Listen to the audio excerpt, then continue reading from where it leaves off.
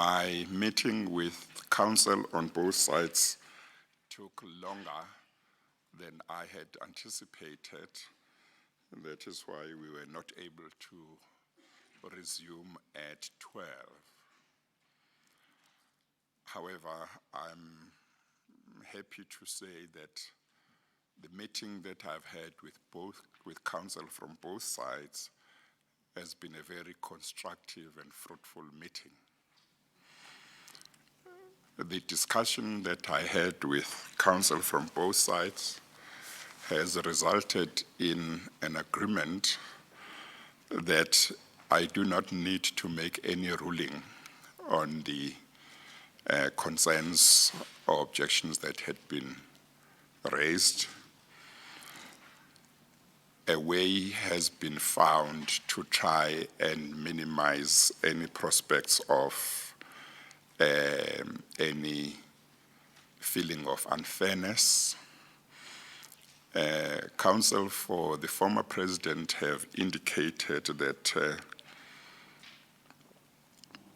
they do not wish to be seen as if they are obstructive by rising very often and raising objections whenever there might be something that they are concerned about. They have said that they wish Mr. Pretorius to be able to ask questions without having to look over his shoulders whether they are rising to object or not. It's been agreed that because they do not intend to do that, I will try and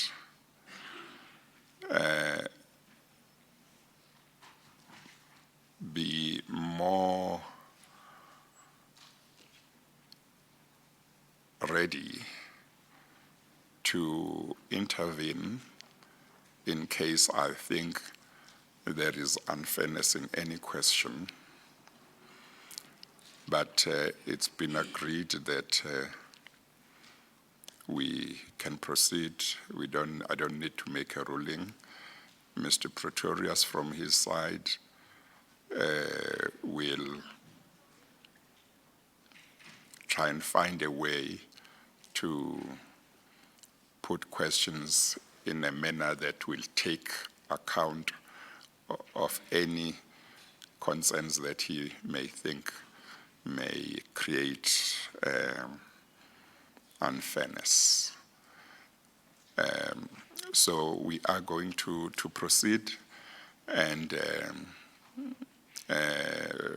Mr. Zuma's counsel have indicated that they will really raise an objection if it's something that's quite serious.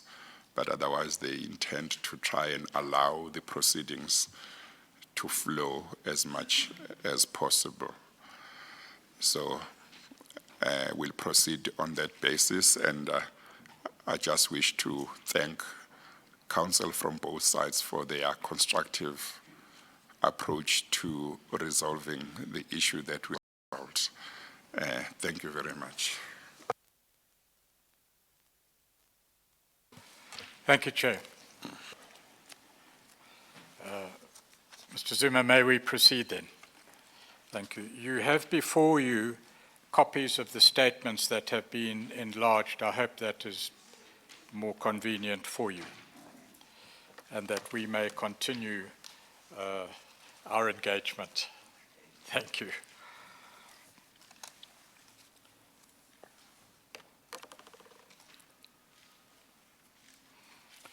What I would like to put to you in relation to the evidence of Mr. Maseko is simply what he told the Chair in his evidence, so that you have an opportunity to respond to it, and the import of what his evidence is, so that you also have an opportunity to respond to that.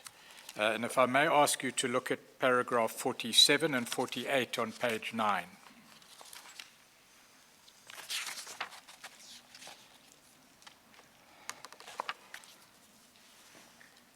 What Mr. Maseko says is that he was told by Mr. Chabani that he had been instructed by the President, that is yourself, to redeploy me or terminate my contract henceforth. You've already told the Chair, I understand, that you gave no such instruction, and you explained how it would come about in the ordinary course that a Director General may have his employment terminated at the hands of the reporting minister. Do you recall that? Yes. Right. He then says in paragraph 48, he told me, that is, Minister Chabani told Mr. Maseko, that although he had no choice but to implement the instruction from the President, he made a commitment not to throw me in the street because he knew I was a committed civil servant who had not done anything wrong. The essence of that statement by Mr. Maseko is that he was told by Minister Chabani that he had been a committed civil servant who had not done anything wrong. Do you have any response or comment about that? No, I don't know that message. I never gave an instruction to that effect. Yes. What is being said, I think, by Mr. Maseko is that as far as Minister Chabani was concerned, he had not done anything wrong. Do you know anything about that statement and Mr. Chabani's attitude? No. I think, as I said earlier, at that time there was shifting of the DGs between the departments for a variety of reasons, so I never issued any instruction.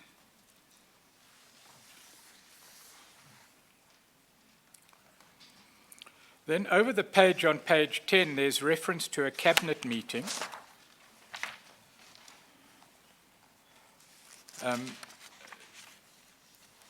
And what Mr. Maseko says in paragraph 49 is, during the course of the cabinet meeting, I was informed that ETV News Channel was running with the news story that I was fired.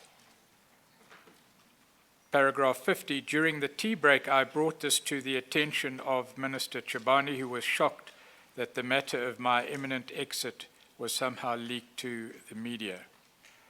Then 51, Minister Chabani consulted with the President during the break, and an impromptu announcement had to be made to Cabinet that I had been terminated as GCIS CEO and government spokesperson. That is evidence which relates to a direct consultation or evidence of a direct consultation between Minister Chabani and yourself during a cabinet meeting relating to an announcement that, in effect, that Mr. Maseko had been fired. Do you recall anything about that incident, or that alleged incident? No, I recall that. The minister coming to me, reporting this, and as always, then they were going to respond to the newspaper. It was just informing me.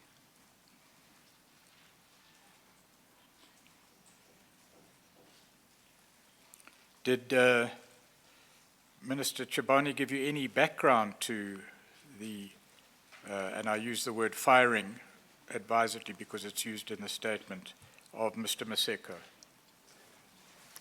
No, he gave me, he did not discuss the matter in terms of the background. He was just saying they've got to deal with this matter, because at that time, there was a shifting of the DGs, but it did not discuss the causes why the other DG was going this way. It was to correct the impression that was being given by the media, that has been sacked, that no, it's being shifted to another department.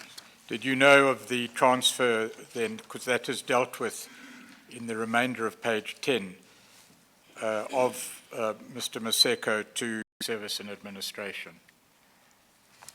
Yes, yes. Was that part of any decision that you made?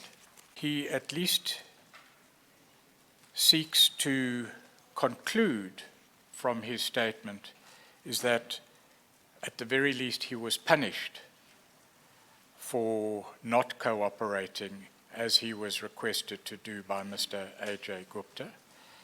And in quoting the Minister Chabani as he does in his statement, he attributes the decision to dismiss or transfer, whatever that decision was, to yourself. Do you have any comment on that? No. I was not the cause of his being shifted. No. If we may move on And then. maybe to- before that, and is it something you have quite a clear recollection of, that you didn't cause him to be shifted? It would have been a request from his minister. Yes. Okay.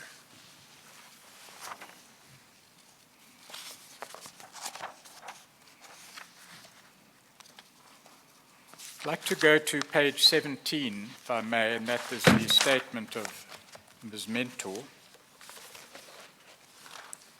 Now, I'm mindful of certain comments made, Chair, yesterday about the evidence of Ms. Mentor, whether it was reliable or credible in any sense, and whether it would in those circumstances be fair to